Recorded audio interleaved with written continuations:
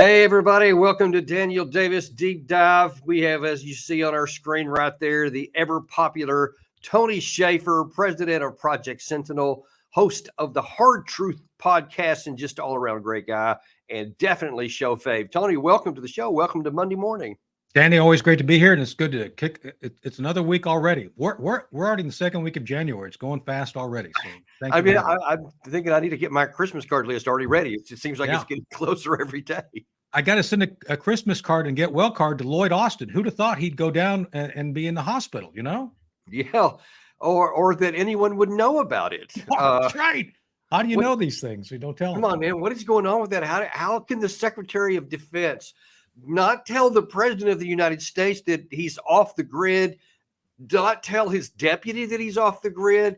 I mean, come on, man. What's going on with that? You've worked with this guy before.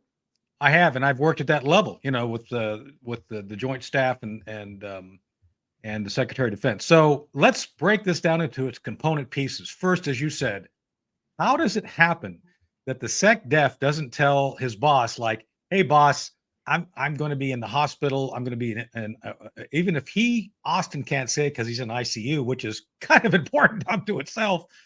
Someone should say, "Hey, Jake, you know that guy named Lloyd Austin? He's in the hospital and he's in critical condition. So you may want to step up here and be aware of this." So this tells me two things. First, the White House doesn't care. Second, the White House is not in touch.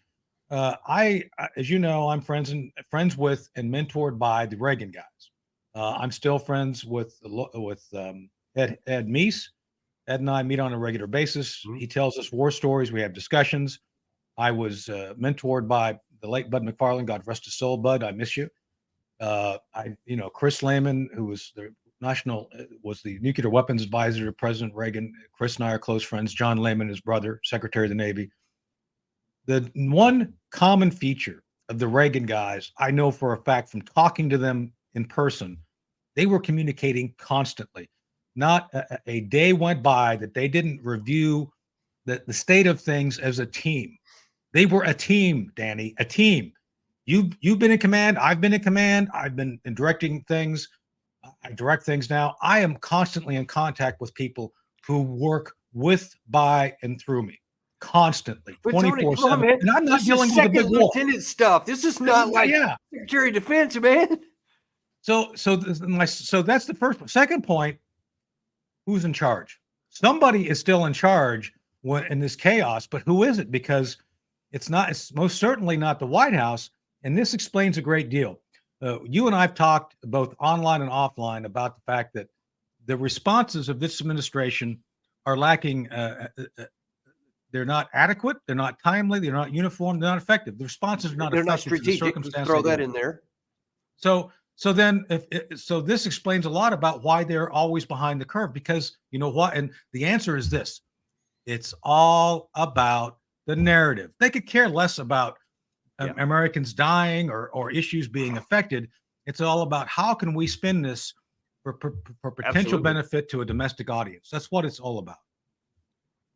Or just ignore it if it doesn't fit that narrative. It's like, I don't really care about that. Yeah. I mean, without question, you see it. It's right there for anyone to see. But this whole thing, I got to say, it's just really bizarre. I mean, truly, I meant that. What I said, you're talking second lieutenant stuff, like before you even graduate to officer candidate school. I don't get how you would not make sure that the chain of command is informed, and that your deputy is even aware that you're off the grid and that they're in charge. Right. Kathleen Hicks apparently didn't know until almost 48 hours later. How can that be? Well, and plus, I guess, it's tough to actually direct things from a beach in Puerto Rico. You know what I'm saying? It's like she probably got the call and she's in her. And they're not beaches. I've been there, but yeah, it's a little bit more challenging. Oh, look, we did our final spy school exercise in San Juan. It was great. Look, I was writing contacts on water-soluble paper, sipping a pina colada. Boy, I thought, man, this is going to be a great career. If I get to do this for most of my career, it's great. No, I am not joking. I am completely serious. Anyway, but the idea of the Deputy Secretary of Defense being on vacation, which tells me, first off, no one anticipated this potentially happen, because look, you don't send your deputy on vacation if you think there's going to be an issue. Secondly, and they're calling this elective, which is curious to me. Like they chose it. So that's another level of potential problem. Right. And then where's the chairman of the Joint Chiefs in all this? Why didn't they actually have the chairman of the Joint Chiefs, which tells me that General Brown, where's General Brown in all this? Because Brown should be the guy standing up and saying, don't worry. Look, I'm here and I'm correct. I'm connected with the president. Tells me he wasn't either. Nobody's minding the store. And because Wow. nobody's minding store because the Pentagon only reacts, does not anticipate. And they only react because they react to what the Biden administration wants. They are an extension of political policy, not the factual realities which we face as a nation. Yeah, and that's some real trouble that has some ramifications for us that go way beyond just whether or not he made a decision like this or didn't take the normal action, because I think it gets to, I don't want to get too far off the trail here, but I think that it really exposes a problem of judgment that we see consistently almost since he's been in office. And this is just a bigger red flag that we've already seen. And I think that probably and I've already seen some headlines already that people are thinking it's time that we need to get a new Secretary of Defense, and this may push him over the top. So I'm not for. All right, so firing the chef in the kitchen for mismanagement of the restaurant is not the right answer. Okay, the guy sucks as a cook. Well, he sucks as a cook. The analogy being him being the sec def, being a cook, because of the guys that run the restaurant. I don't know what Lloyd Austin could do if he was given actual autonomy. I don't know. I'm going to give him the benefit of the doubt. This was not Austin's fault necessarily. This was an error of the system. The system has been created to facilitate this, and apparently it was elective surgery. So I want to dispel any rumor that he was having the Darth Vader helmet put on permanently. That's not true. Okay. So that's whatever you hear. He was not being transferred into Darth Vader, although he did look really good with that clear mask at one time over in the Far East. So don't be distracted by, this is not the sex you're looking for. Thank you for that. Yes. So, but I'm saying the problem is the restaurant. The cook's an important guy, no doubt. But the guy, the reason the cook could just wander off and go to the hospital is because nobody's actually managing the restaurant. Nobody cares. It's all about if they want something, they're going to tell you, and if they and they want to hear from you otherwise. That's why Jake Sullivan, didn't know. I mean, again, I worked at the senior level. I was on the transition team. I know how these people are supposed to operate because I was operating with them. I was helping facilitate messaging and getting people to get things done. Bud McFarland and I had to go over a number of times to do things to be helpful to Mike Pompeo and the secretary and Joe Dunford, because there was communication. Things were happening all the time. What's happening? Well, if things aren't important enough for the SecDef to be involved, what's going on? So. Right. And so, unfortunately, I didn't plan for it, but it just kind of shows how this tails right into a bigger problem that you illuminate here about who's minding the store and the decisions that are going on at the highest levels. And that has to do with our administration's policies toward the Ukraine war and what's really going on the ground and what's going to be in our interest. Now, right now, there was this past weekend, or maybe it was Friday, I think, a German general came out on European news and openly said, hey, look, the Ukraine side is suffering 30,000 casualties, killed and wounded every single month. And it's it's starting to be a big problem. And that means that according to them, somehow they're saying, no, I'm sorry, it wasn't the German general. It was one of the former prosecutor generals for Ukraine that said, hey, we're suffering this. And so we need you guys to show your patriotism because we need another 500,000 people. And, that should be telling our administration that, okay, the situation is a little more dire. Not that they needed to know that already. They should have already had that knowledge. But you see that, again, this really consistent pattern with what the reality is on the ground does not translate into policy. And they keep going with this fiction and this fantasy. And I want to show you a couple of pics here, or a couple of reports that show just how bad this is getting. Now, the first one is it's almost a free punching bag because you know where this is going, even without seeing the clip I'm going to talk about when I say it's David Petraeus. But here's what he thinks that we should be doing. I think it's very much in the interest of all NATO and all Western countries to make sure that Russia cannot succeed and that Ukraine is able to liberate all of its territory, join the EU, join NATO, and enable its reconstruction. So we need to go back to maximalist hope. Forget what happened last year, that the complete and utter failure of all of our plans and processes that he said would work. By the way, we'll just throw that in there. But in fact, it's a matter of right and wrong. Right. Having already provided a very substantial amount, $44 billion is not trivial. It's very necessary. In my view, this is as right versus wrong as it gets. And we should have no question that if Russia succeeds there, then it won't stop there. Moldova will be the next in the crosshairs, or perhaps one of the Baltic states or some others. So instead of just right and wrong, in case that wasn't enough, let's throw another scare tactic in there that, oh my God, it's Hitler all over again. He's going to be rolling the West, even though he can't take but like 17% of Ukraine. Forget about that for the moment. But yeah, man, he's going here if you don't keep going. And in fact, a UK colonel, a retired colonel, who's a British spokesman over there, actually said that he thinks it could be World War III. It's very key that particularly the West, the UK, and NATO countries keep their focus on Ukraine, because if Ukraine doesn't prevail, I agree with the chief security minister of Poland that NATO could be at war with Russia within the next 3 years. But here's the ground truth, Tony. Here's what's on the ground. I'm going to show you this piece that shows a map of what's been going on. I mentioned that 17% or so of Ukraine. Here's the hardcore truth on the ground. The red on the map marks Russian positions along the front. Satellite images indicate that Russian troops are reinforcing these areas. More than 8 million landmines are estimated to be buried there.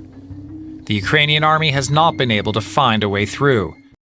So all of this Russian stuff that stopped the summer offensive has been increased and deepened to make it even harder. And I'm going to show you one last piece here from somebody who was on our show last week from the front line, who talked about what it looks like in the foxhole looking at that red line.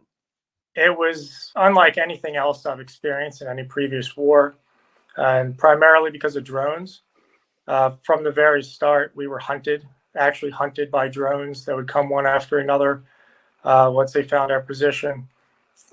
So we were caught out in the woods, drones dropping grenades on us, several grenades. It was a completely new experience being hunted by the air, and not really any way to respond to it other than hope that you can get out of the way before a grenade drops.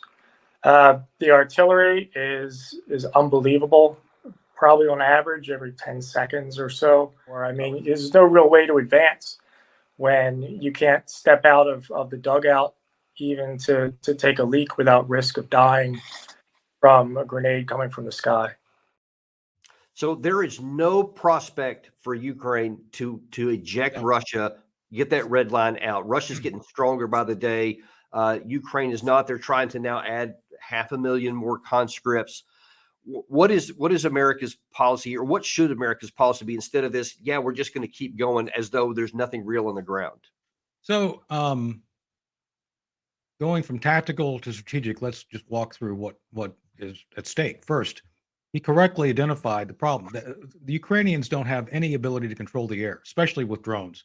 The Russians figured out the mistakes they made regarding drones, and now they're outproducing the Ukrainians something like 5-1. Secondly, he's correct. I mean, you can go on Instagram and watch Russian troops killing Ukrainians when they go out and go to the bathroom. I mean, literally, it's that savage. It's war. And then the Russians are probably dropping something like 20-1 artillery back at them. And then you add on top of that the layers. There's 4 layers of defense that the Russians have built. It's static. They're using attrition as their primary tool of defeat of the Ukrainians, because to your point, Danny, they don't have the troops necessary to breach these things, nor the air support necessary to sustain an offensive. It was never going to happen. I said this a year ago. I think you and I both said this a year ago. Yeah. It's not, the numbers aren't there. They can never win. And yet you have Dave Petraeus, who was literally either completely drugged out on some drug we don't fully understand, or he's being paid to say what he does, because one of the two has to be true. I don't know which one it is, but either he's completely compromised his integrity, or he's on drugs. And let's go to the operational. Did you hear, Danny, that the F-16s are going to win the war for the Ukrainians? Yeah. It's like they're going to show up, and it's going to be like Captain America, just flying around and killing everything. Throw a shield around. It's going to be awesome. Oh my God. Yeah. They're going to have the big shield aircraft carriers, with the big wings, and you're going to have Nick Fury directing the airplanes attacking. It's going to be awesome. This is the level of fiction that we're supposed to believe that's going to happen when these F-16 shows. It's not going to happen. It's not in the cards. F-16s are a 5th generation fighter, and God bless, it's a Boyd, Colonel Boyd special, the F-15, F-16, A-10, great airframes, F-15EX. If they were talking the F-15EX, maybe I'd listen, because that's an upgraded F-15. It does amazing things, but they're not even getting the top of the line 5th generation. They're getting leftovers from NATO. It's like, okay, I don't think this is a great strategy. So that's the operational level. It's like, yeah, it's. I'll just use it. And they're not even integrated into any kind of. It's not even integrated into any operational conflict. So I'll use one word to describe the F-16's entry: stupid. It's not going to have any effect. Now let's go to the strategic. Tony Blinken putting together a rock and roll band that for peace at the State Department is not influencing or affecting our adversaries' thinking. I don't think Vladimir Putin in his New Year's speech or Christmas speech had any concern about anything Blinken, Biden, Lloyd Austin, or anyone else said on the American side, because they know they are literally completely feckless. Nothing can be said. Blinken's over in the Middle East right now as we speak, trying to prevent war. I think he's going to do more to create conditions for war and expanded conflict because of the ineptitude that we've seen on the face of everything the Biden administration does. So when Petraeus comes out, why does anybody listen to Petraeus at this point? I mean, seriously. I know. I mean, he has been serially wrong, and either he's on drugs or he's been bought out to lie. I don't know which it is, because he's a smarter man than this. And maybe Paula Broadwell, his biographer, could sneak up and do a second book on who he is now in reality, the naked truth, so to speak. Not that I want them to get naked or anything, but just saying. I think it did happen. That should be the next story, the naked truth with Paula Broadwell and Dave Petraeus. I can see where that'd be a bestseller. I think people would pay for Tony, talking about, I mean, kind of what you're describing is somebody with their head in the sand that's not willing to look at tactical, operational, strategic, military realities. But and this may be a great example of exactly what that is. And this was, I believe, just a couple of days ago by John Kirby when he was asked a question that, hey, the Russian side is starting to really recover from a lot of their mistakes, and their armaments industry is really cranking out shells and stuff. And here's what Kirby said about that. Our reporting suggests that there is intelligence that the domestic production of missiles inside of Russia has largely recovered, and in fact now the daily production of missiles inside Russia by Russia's own manufacturing system now exceeds what it was pre-war. I can't speak to the degree to which his defense industry has somehow managed to overcome the pressure. I would argue that we don't believe that it has fully circumvented and been able to thrive under the international economic pressure that he's under. We still believe that the export controls and the sanctions that we and our partners have put in place have had a detrimental effect on his ability, his defense industrial capacity. That was January the 4th. And by that time already, there had been 3 days of successively unprecedented volumes of missile fire throughout Ukraine. There was another one last night. And you want to say, no, we don't believe it, even though with your own eyes, you see it just crushing stuff all over Ukraine? Yeah, no, I've said this publicly several times. The very fact that the Russians can use overwhelming and continuous rocket firepower, missile firepower into Ukraine indicates that the Biden policy has failed, period. There's no other way to describe it. There's no sanctions which have been effective. There's no amount of curtailing the access of Russia industry to technology, which has been effective. Right now, Russia, as we speak, will be outproducing Ukraine something like 10,000 to 1 regarding artillery. 10,000 to 1. I'm not joking. I mean, it's like they have a continuous line of production that will simply eclipse anything the West can do to support Ukraine or Ukraine itself. Drones. They've been able to partner with Iran, with the CCP, PRC, whatever you want to call them, and obtain all the advanced technology they need. And oh, by the way, their economy is bouncing right back. I don't know how John Kirby cannot, if you don't want to accept these industrial premises of the Russians doing it, you can't ignore the economy. And by the way, Jandy, do you know what Putin's approval percentage is right now as we speak? I can't imagine. It's very bad. 80% approval. So Putin, despite John Kirby's protestations and his snappy ties and great suits. By the way, John, I appreciate the fact that you use probably half your salary buying cool suits and ties. I'm one of the. He does look good. I'll give him that. You look great. It's better to look good than to feel good, and you look marvelous, darling. Absolutely, look marvelous. Absolutely marvelous. Anyway, he does. Absolutely. You look marvelous, John. All the millennials probably have no idea what we're talking about. Well, they'll figure it out. Anyway, it's funny. Anyway, back to the fact that it's insane is, look, no, the Russians are behind Putin. Putin is doing what the Russian zeitgeist wants. That zeitgeist is now doing economically better. It's going to continue to improve. They're now being able to outproduce the Ukrainians and NATO, not just Ukraine, NATO. That's it. Yeah, exactly. So if you add NATO into it, okay, it's probably 10,000 to probably 10 to 1.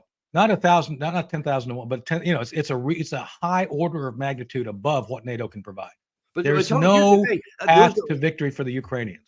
Now it's more than that, because the Wall Street Journal had a piece last week that's talking about American inventories of our own missiles. It is going to be years, plural, before we can recover what we've already given away. And of course, Ukraine's asking for money and missiles every day. Israel is asking for missiles every day. At some point, we got to say, hang on, this is not going to work. We have to do something different to make sure our national security doesn't suffer. Well, there's two strategic reserves which have been depleted. First off, you just mentioned our weapons reserve. There's high-tech weapons. Patriot missiles are completely almost gone from what I've heard. We have very little left. You're an Army guy. You understand air defense artillery, ADA. It's like, yeah, we would suck right now if we had to do anything in that regard. And then petroleum, energy. Right now, it's going to take 75 months, Danny, to get back to where we're supposed to be regarding our strategic oil reserve. 75 months. Whoa. So you combine that with lack of weapons available in case we have to do something, and adequate petroleum and fossil fuel. Well, it's not fossil fuel, hydrocarbon reserves is indicative of the fact that even if we wanted to, if we wanted to use one of our strategic plans and activate some military concept, it would be darn tough to do. And by the way, you and I may get called back up because there's now the lowest number of folks in uniform in 50 years, and we don't have a lot of millennials wanting to come in and join because that's no joke, man. That's no joke. Yes, that's genuinely possible. And the problem to me is that there doesn't seem to be enough recognition that even our own industrial base, if we do get into an unexpected war somewhere and we have to sustain combat, over a period like this Russia war going on, Tony, we can't do it, brother. We don't have the capacity. As Omar Bradley once said, amateurs talk strategy, professionals talk logistics. And we've been talking logistics. If people pay attention since your show started and since I've been on with you, we've talked about the fact that strategic reserves, be it physical or supporting, that is, the physical availability of wartime stocks are critical.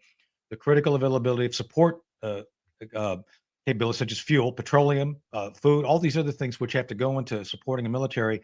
These things are not available for the United States to use in case of a near peer or peer conflict.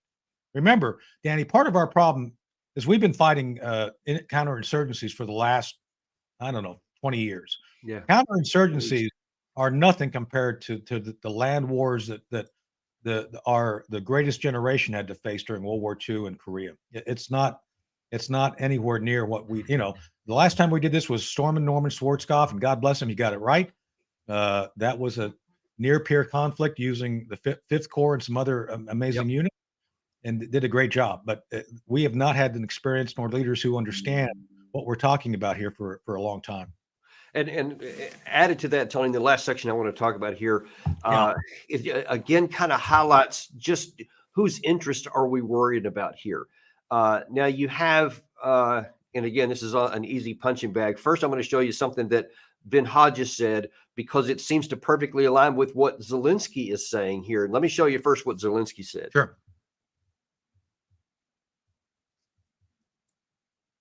Just give me 1 second to spool that up. Where you're coming. Okay, so Gary will punch that up in a second. Sorry, I kind of threw a curveball. Are we going to see another video of Zelensky doing something with his penis? Not on this show. Oh, okay. All right. I think we are at a tipping point in this war.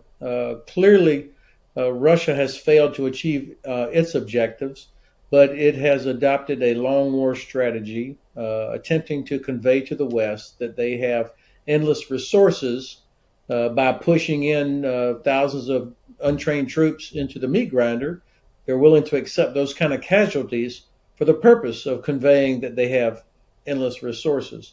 On the other hand, Ukraine has taken back half of what they lost to Russia in the initial invasion, or at least from February last year, but they have not been able to achieve the decisive effects that they need to actually win this conflict. This is not a Ukrainian failure. This is a failure of the West. Yeah, and that seems to perfectly tell with what Zelensky says. To create an arsenal for the defense of freedom, Europe needs joint weapons production, much larger scale production than now. We see that Russia's aggressive ambitions can be stopped only where there is sufficient strength to stop them. And we will provide such strength only together, in solidarity, only by working with each other to strengthen each other. So Hodges and many of his people who view him, that the Ukraine failure was our fault because of what we didn't do. And you have Zelensky saying, hey, man, we need you. You need me as much as I need you. We got to do this together because, my God, like the British guy said a second ago, they're going to head to the NATO countries and roll in there if we do. But again, it just violates and it just blinds itself to all of the things that are going on the ground and the reality. Yeah. At some point, Tony, if we keep going down this fiction line, I don't even know how it's going to manifest, but something is going to break. And I'm afraid it's going to be something that related to our national security. So Zelensky is, well, first off, Hodges is lying. The Ukrainians have, as you point out, about 17% of the territory is being held by Russia. Russia sees this as a civil war. Putin even said it during his New Year's Day's comment that they're trying to reunite their people. So first off, we should stay out of it. We tried this back, was it 1917? We sent Marines in to help the White Russians. Didn't work out well. This is a regional conflict. Our job should be to prevent the expansion of the conflict, is what I think Hodges and others want, because he's talking about expanding production. And I just don't see how the Russians want to do this. And the other thing that Hodges lies about is, they're sending in untrained troops. The Russians are actually taking the time to train the troops and put them on the line. This is not a haphazard, let's throw people in and hope for the best like our side's doing. This is methodic, it's well thought, and Putin is using attrition as the primary tool to wear down the West. Yeah. So last time I checked, Danny, attrition does not generate a great deal of offense. The idea is that you're going to be using the other person's offense. And so why would you interfere with the other guy undermining his own policy? So there's no indication of anybody I've talked to, anything I've read, anything I've observed, that the Russians intend a larger expansion of the war. If this was the case, I'd be the first to say it, because we fought them during the Cold War. And yeah, I don't think that they should be given any quarter if they decide to do something against Europe, but that's not what they're planning. So yeah, and it's self-evident that they're not, and because they're not stupid. Because Vladimir Putin, I mean, you look at the stuff that they're making, the stuff that they're doing, the force structure that they're building, it is entirely probably, I think, or at least conceptually, to go up to the Dnieper River. They probably want to get all of the. I don't think Putin wants it, but I think he's going to have to take it. And they want Odessa. Yeah. I think want Odessa, and they'll probably get capacity Odessa to do that. Yeah. That's it. Not even go beyond the western part of Ukraine, much less into a 32-member alliance. That would be practical suicide and almost guaranteeing that we're going to get into nuclear weapons. And Putin's not stupid or self-destructive. I agree. And not to say that I don't think he'd be willing to, if he thought he was going to lose the war, I think he would consider the potential use of nuclear weapons as a defensive measure. Agreed. And at this point, no, he's not thinking about doing anything more than securing the terrain he's got. And by the way, there's an economic incentive.